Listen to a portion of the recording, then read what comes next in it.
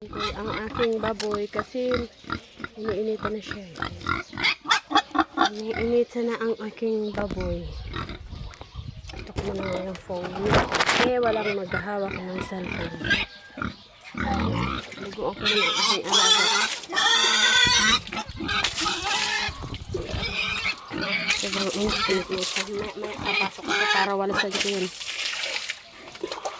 Sobrang iniinit na siya dahil sa init ng panahon ngayon. Ayun.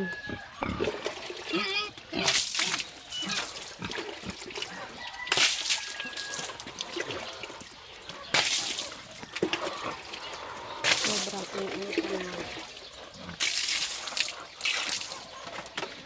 Ay, may guys, ubusan ko yan. Papasok ako dyan. Ayun ako. Naglalaro pa siya.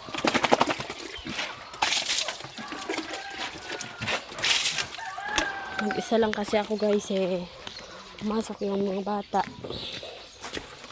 Ako lang dito. Linis bahay. Tapos sa tindahan pa. Talagot pa namin yung baboy. Halos natutol ko ng lahat ng gawain dito sa loob ng bahay. Pati labas. Nakakapagod mag-isa. Ikaw lahat yung gagawa.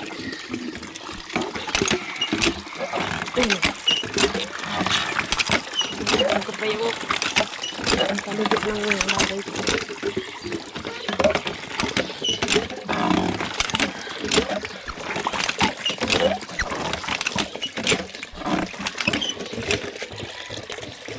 Nakakapagod. Ups. Ano? Ayan pa yung time na may bibili. Wait lang! May bibili pa sa tindahan. Iwan ko muna yung pagpaligo ng baboy dahil may bibili.